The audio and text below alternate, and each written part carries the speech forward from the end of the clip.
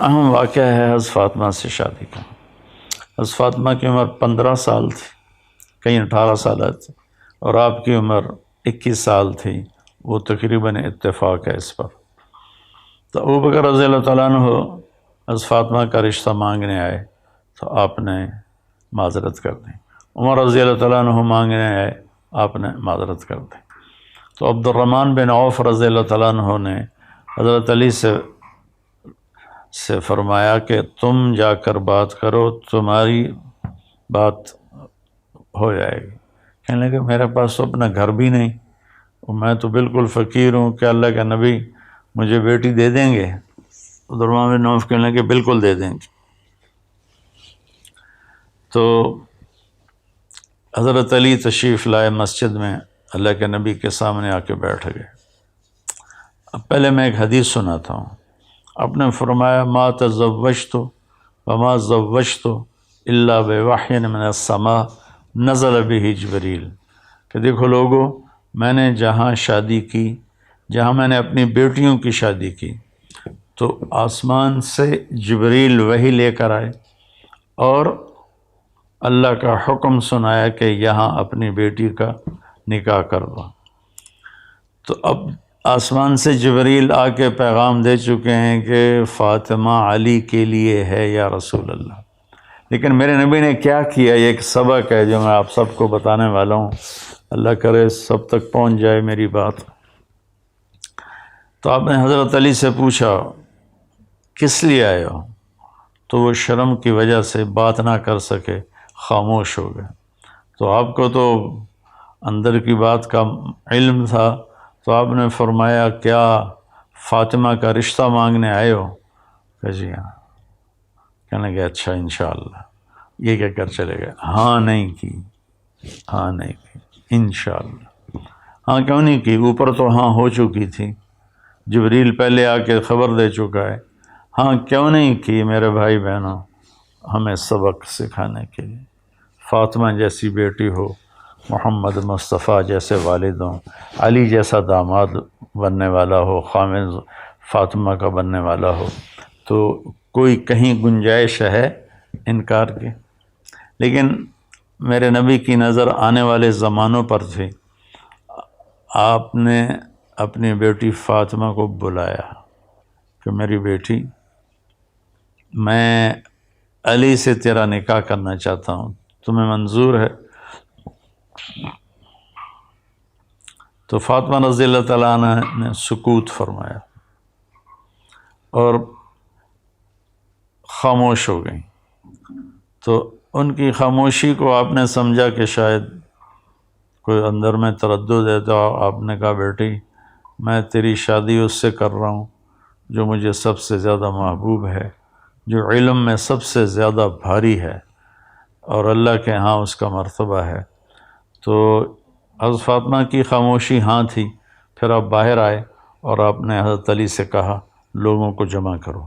پھر سارے لوگ جمع ہوئے اور آپ نے کہا جبریل نے مجھے اللہ کا پیغام سنایا ہے کہ میں اپنی بیٹی فاطمہ کا نکاح علی سے کر دوں۔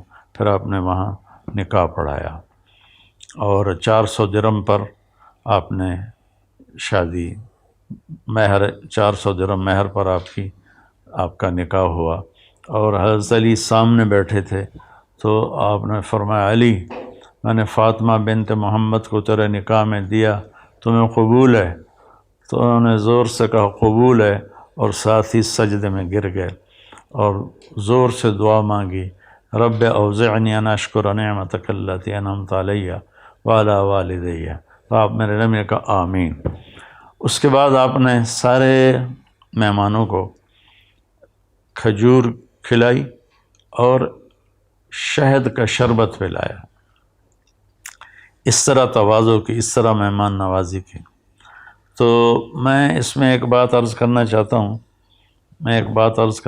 ہوں میرے بھائی بہنوں، اولاد ہمارا سرمایہ ہے، ہم ان کی ہر خواہش پوری کرتے ہیں، لیکن جب شادی کا وقت آتا ہے تو ہم نہ بیٹے سے پوچھتے ہیں نہ بیٹی سے پوچھتے ہیں، اپنی مرضی سے طے کر دیتے ہیں۔ تو اس میں کئی قباحتیں پیدا ہوتی ہیں. باپ محمد مصطفیٰ ہیں، بیٹی فاطمہ ہیں، شوہر بننے والے علی ہیں، اور جبریل آ کر ہاں کرو پہلے کر چکے ہیں، اور آپ اپنی بچی سے پوچھتے ہیں میری بیٹی میں تیرا نکاح علی سے کر دوں. تو یہ ایک سبق تھا کہ بچے اور بچی سے پوچھو، بیٹی سے ماں باپ پوچھیں ہم یہاں تیرا رشتہ کرنا چاہتے ہیں، تجھے منظور ہے؟ اگر وہ کہے نہیں ابا نہیں اماں، تو اللہ کی قسم یہ اس کا حق ہے، اس پر سختی نہ کرو، زیادتی نہ کرو. اگر لڑکے کے ماں باپ پوچھیں کہ تیری یہاں شادی کر دیں، اور وہ کہے نہیں مجھے پسند نہیں ہے، تو یہ بچہ آپ کا نافرمان نہیں ہے، اس نے اپنا شرعی حق استعمال کیا ہے، اور اس کو یہ حق استعمال کرنے کی اجازت. چونکہ ایجاب قبول لڑکا لڑکی کرتے ہیں، لڑکی کے والدین یا لڑکے کے والدین نہیں کرتے. ایجاب و قبول تو لڑکی اور لڑکا کرتے ہیں. لیکن ہماری اپنی معاشرت ایسی بن گئی ہے کہ بیٹیوں سے پوچھتے ہی نہیں ہیں، بچوں سے پوچھتے ہی نہیں ہیں. اب کچھ تعلیم یافتہ طبقہ آ گیا ہے تو وہ اور ذرا حدود سے آگے چلا گیا ہے کہ وہ کورٹ میرج کرنے پر چلے جاتے ہیں. میرے بچوں یہ بھی غلط. ابھی چند دن پہلے 2 بچہ بچی میرے پاس آئے، ڈاکٹر تھے، کہ لڑکی بچی سے میں نے پوچھا کہ آپ کے والدین راضی ہیں؟ لڑکے کے والدین تو راضی تھے. تو اس بچی نے کہا جی نہیں میرے ماں باپ راضی نہیں ہیں. میں نے کہا بیٹا میں تمہیں اللہ کا واسطہ دیتا ہوں، جس ماں نے تجھے 9 مہینے پیٹ میں اٹھایا اور 2 سال اپنی چھاتی کا دودھ پلایا، اور تیرا باپ صبح سے شام تک دھکے کھا کھا کے تمہارے لیے روٹی لایا، ان کو ناراض نہ کرنا. وہ راضی ہو جائیں بے شک شادی کرو، اگر وہ ناراض ہیں تو کبھی بھی یہ قدم نہ اٹھانا. چونکہ میرے سامنے تو بہت واقعات ہیں کہ کورٹ میرج ہوتی ہے، عشق اور ہوتا ہے، شادی اور ہوتی ہے. شادی کے بعد جب مزاج ٹکراتے ہیں تو پھر طلاقیں ہو جاتی ہیں. تو میں ایک سائیڈ میں والدین کی عرض کر رہا ہوں کہ بچے کی رائے لیں، بچی کی رائے لیں. اگر وہ نہ کر دے تو پھر اس پر دباؤ نہ ڈالیں. ہاں اگر آپ چاہتے ہیں کہ یہیں کرنی تو سمجھائیں، پیار محبت سے سمجھائیں. سمجھ گئی بہت اچھی بات. پھر بھی انکار کرے تو میں آپ کو اللہ کے نبی کا واسطہ دیتا ہوں، ان کی بیٹی فاطمہ کا واسطہ دیتا ہوں، ان کے داماد علی کا واسطہ دیتا ہوں جن پر یہ واقعہ ہوا. آپ نے کہا بیٹی فاطمہ علی کا ساتھ تیرا نکاح کر دو، جبکہ اوپر سے جبریل اللہ کا پیغام بھی لے کر آئے ہوئے ہیں. میں چونکہ میری اصل تو دیہات ہے، ہمارے دیہاتوں میں یہ ظلم بے انتہا ہے، بے انتہا ہے.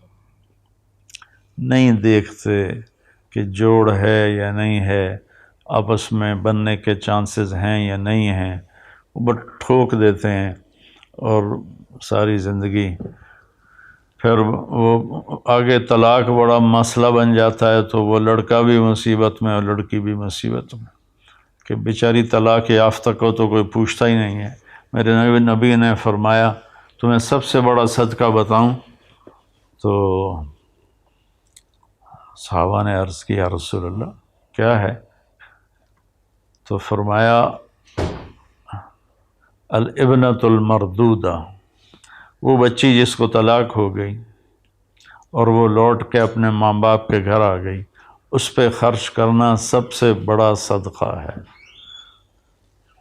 اس پہ خرچ کرنا سب سے بڑا صدقہ ہے. تو پھر ہمارے ہاں طلاق بھی مشکل ہے، طلاق کے بعد شادی ہونا بڑا مشکل ہے. پہلے سے تھوڑا یہ رائے لے لی جائے تو اس میں میرے نبی نے ہمیں کر کے دکھایا. آپ نے رائے لی اور پھر آپ نے نکاح پڑھایا. اور بچوں سے یہ کہتا ہوں کہ اللہ کے واسطے کورٹ میرج تک مت جاؤ.